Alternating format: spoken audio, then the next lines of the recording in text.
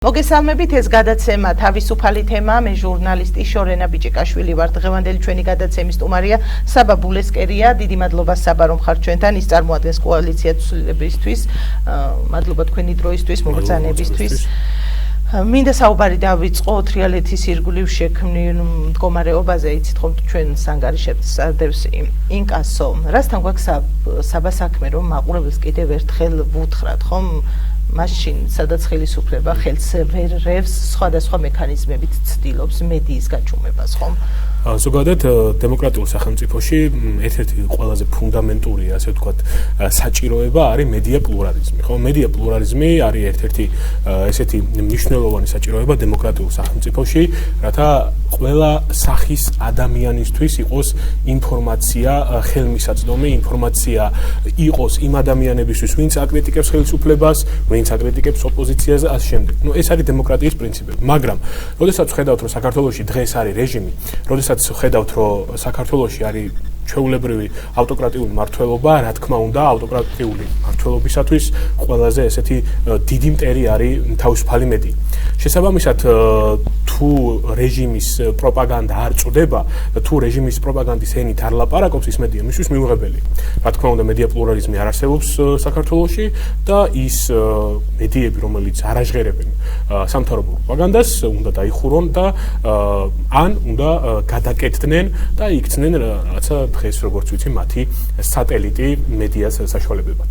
შესაბამისად, ჩემთვის თრიალეთის დღევანდელობა არ არის გასაკვირი, იმიტომ რომ თრიალეთი ყოველთვის იდგა ხალხის მხარეს, ხალხის ინტერესების გამტარი იყო და შესაბამისად, ხო, მიუღებელი იქნება ეს ყველაფერი რეჟიმისთვის. შერჩევით სამართალზეც მინდა გკითხოთ ამ შემთხვევაში, მაშინ როცა ვთქვათ პროსახელისუფლებო არხებს უფრო მეტი დავალიანება, აქ 10-ჯერ მეტი დავალიანება, 100-ჯერ მეტი, ასე ვიტყოდი და მათ არ სთხოვენ.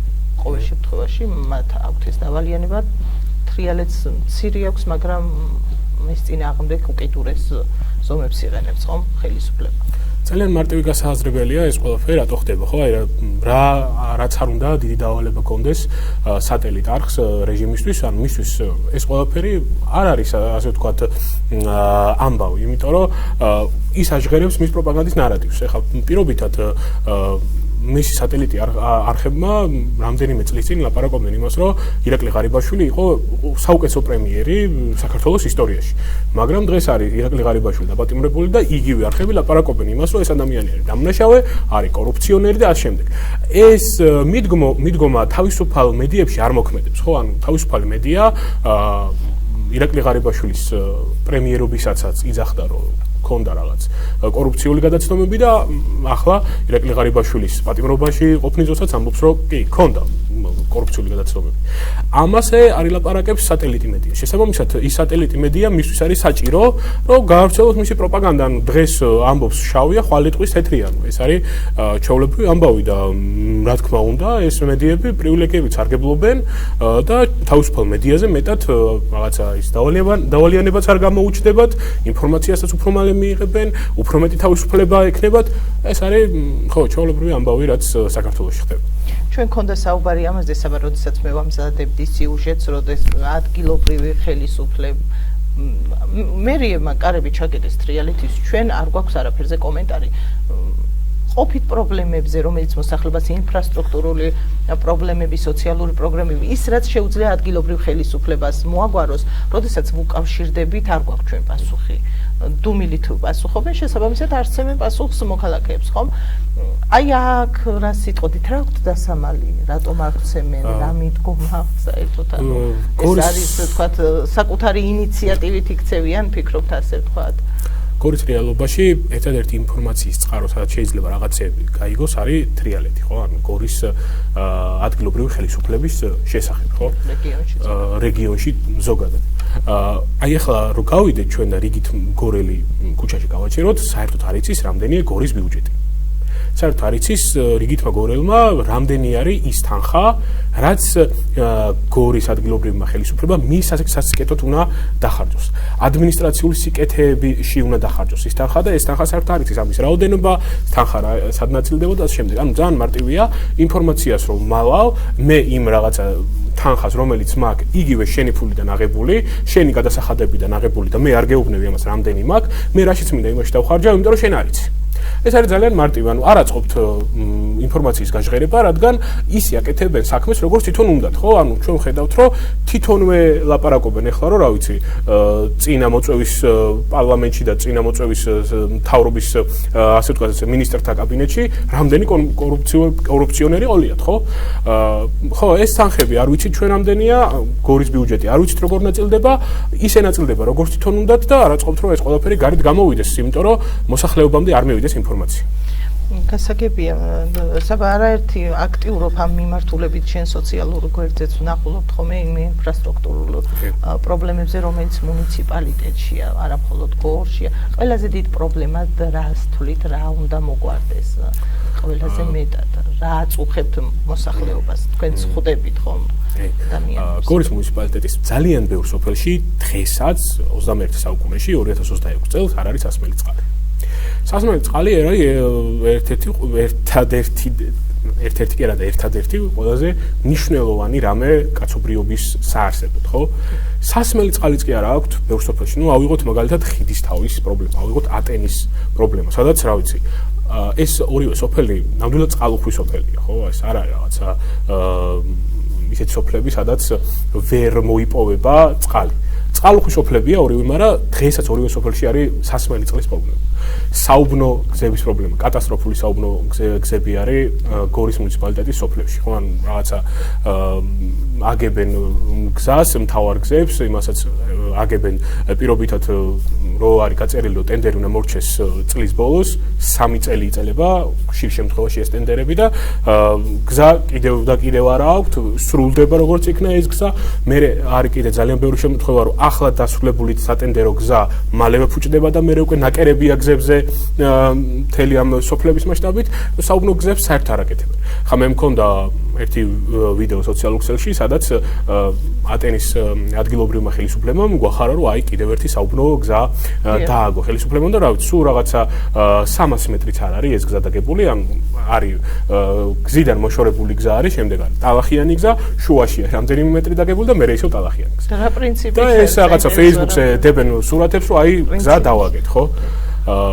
აი ეს პრობლემები აწუხებს მოსახლეობას ძალიან ბევრი პრობლემა აწუხებს, მაგრამ მე ვსაუბრობ ახლა ის ელემენტარულ პრობლემებზე, როგორც არის სასმელი წყალის საუბნო გზები და ასევე ხო გორის ქალაქ გორში არის კიდე მიუსაფარი ცხოველების პრობლემა, რომელიც აწუხებს მოსახლეობას. ეს ძალიან მნიშვნელოვანი პრობლემაა გორის მუნიციპალიტეტში, როგორც ცხოველების უსაფრთხოებისთვის, ისე ადამიანების უსაფრთხოებისთვის. ეს ყველაფერი მუნიციპალიტეტმა უნდა მოაგვაროს და ხო აი ამიტომაც არ გამოაქვს მუნიციპალიტეტს ის მნიშვნელოვანი ინფორმაცია, რომ ხო ის თანხა, რომელიც არის გაწერილი, რომელიც არის ადამიანების გადასახადებიდან შესული თანხა, რატომ არ გვარდება თუნდაც სასმელი წყლის პრობლემა, რატომ არ გვარდება საუბნო გზების პრობლემა და ასე შემდეგ.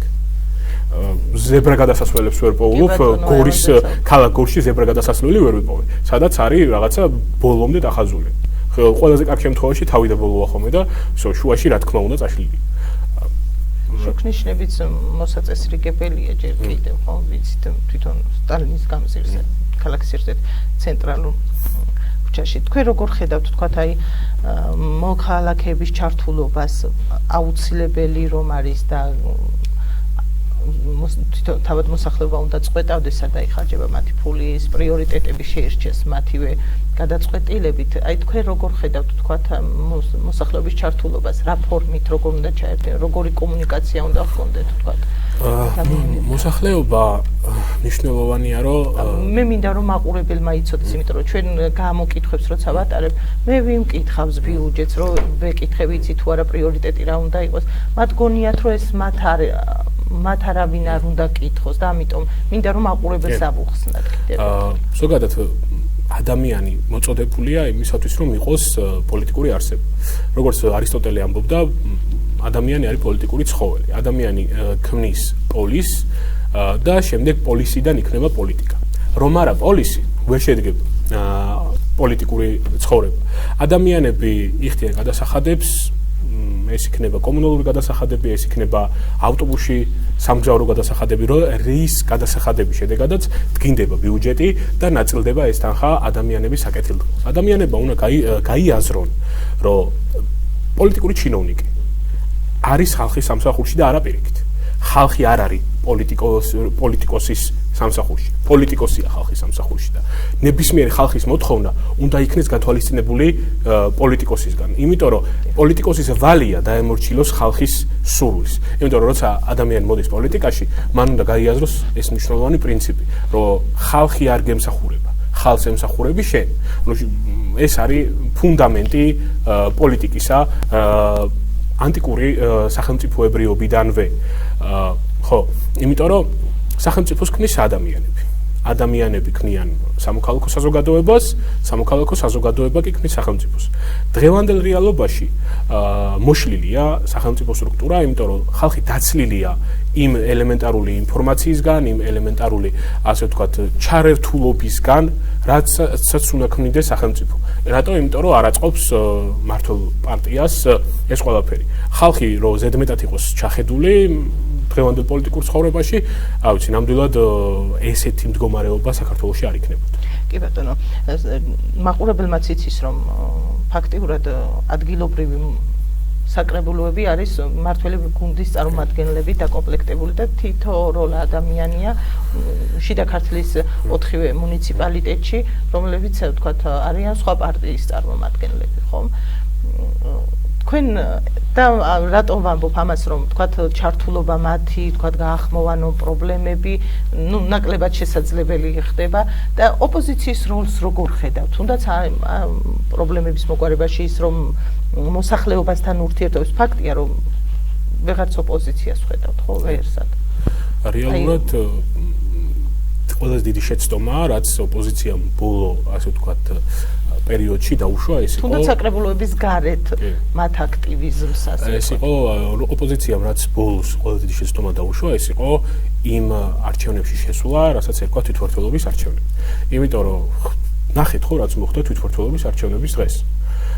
მოხდა ის, რომ ფაქტობრივად ყველაფერი დაკარგა იმ პარტიების წარმომადგენლებმა, რომლებიც, რა ვიცი, პირდებოდნენ, რომ დიდ ქალაქებს გამოგლეჯდნენ და აი ამ დიდი ქალაქებიდან შეძლებდნენ, რომ რაღაცა მნიშვნელოვნად შეერყიათ რეჟიმის მდგომარეობა.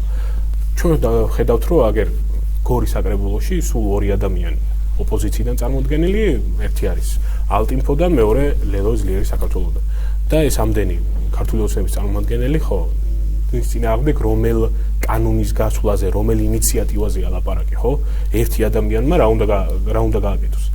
ეს უნდა გაეაზრებინა თავიდანვე, ეს პრობლემა იყო, იმიტომ რომ როდესაც შენ იმ რაღაცა ხელისუფლებას ეძახი არალეგიტიმურს და შემდეგ უკვე იმ არალეგიტიმური ხელისუფლების დანიშნულ არჩევნებზე შედიხარ, ეს კატასტროფა იყო და ეს უნდა გაეთავისებინათ.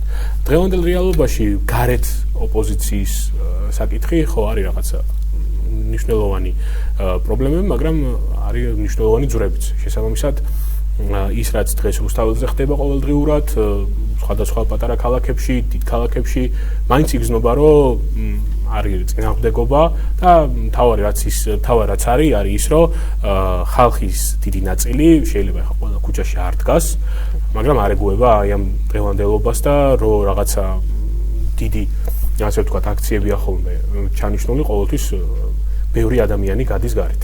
კი ბატონო, სააუცილებლად მინდა გითხოთ განათლების რეფორმაზეც, რომელიც, ვთქვათ, რეფორმას თუ დავარქვით ამას, ხო? თქვენი მოსაზრებები ერთია, ვთქვათ, აღარ გაერთიანდება 2 უნივერსიტეტი, ხო?